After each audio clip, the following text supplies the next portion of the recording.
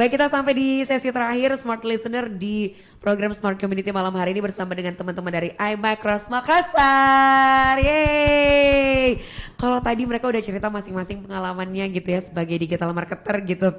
Yang selalu dianggap sebelah mata, pengangguran, bahkan dituduh mencuri di mana gitu ya karena tiba-tiba kok ada duitnya. Nah, lanjut ke Om Uce yang tadi sempat kepotong. Berarti sekarang udah diterimakah dari keluarga atau masih ada penolakan-penolakan atau anggapan-anggapan miring soal profesi yang dijalankan sekarang? Iya, kalau sekarang kan udah jelas karena kita udah terima banyak orang untuk ikut bekerja di situ gitu. Jadi secara umum dari keluarga, masyarakat sekitar udah, wah ini juga menarik gitu. Ya biasanya usaha yang berkembang itu kan punya duplikasi ya. Ada orang lain yang ikut mengerjakan seperti itu, Itu sebenarnya banyak yang mau ikutan seperti itu. Cuman mereka kendalanya adalah mau jual di mana? Karena mereka nggak bisa ngintip saya jualnya di mana.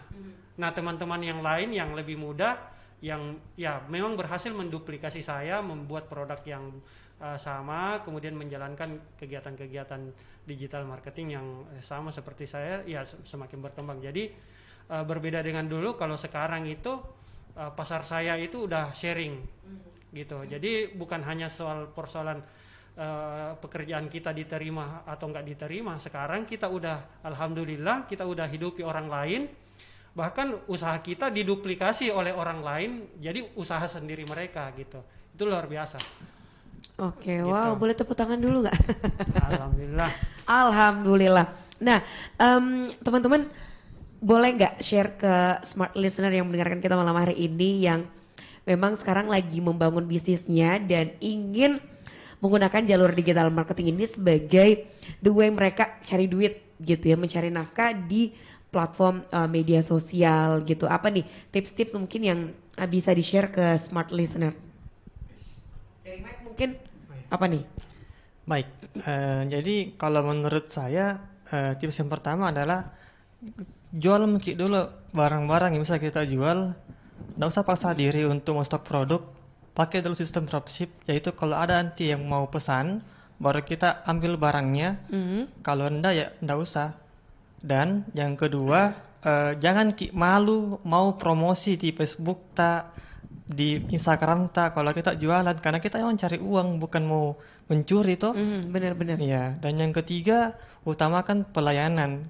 Saya banyak loh Kak dapat usaha-usaha di Makassar yang masih lokal-lokal memang, tapi kurang bagus pelayanannya. Iya.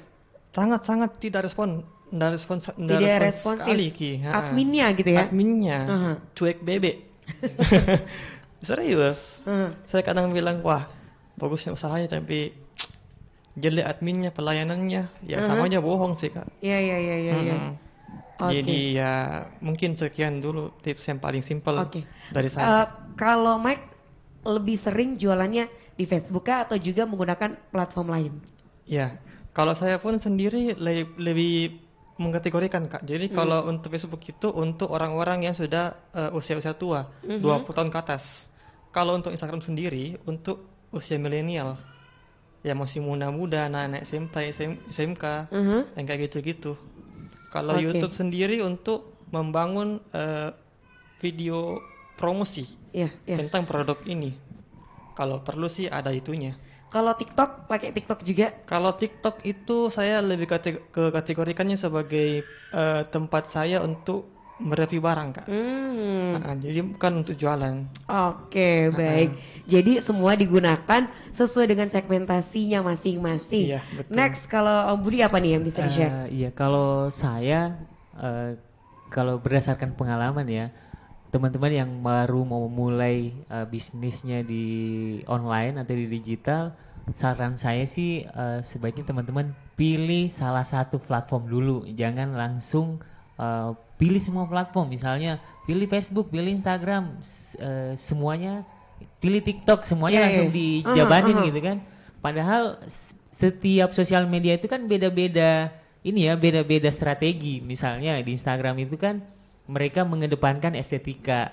kalau di TikTok mereka mengedepankan entertain, menghibur gitu kan. Nah, jadi kalau misalnya konten yang sama di-upload atau di-upload di sosial media yang berbeda, ya pasti hasilnya juga tidak semaksimal yang kita inginkan. Nah, jadi kalau saran saya biar teman-teman juga lebih expert di salah satu platform itu, ya berarti fokusnya di salah satunya saja. Fokus di salah satunya. Di awal. Pelajari. Masing-masing gitu ya. Yes. Apalagi?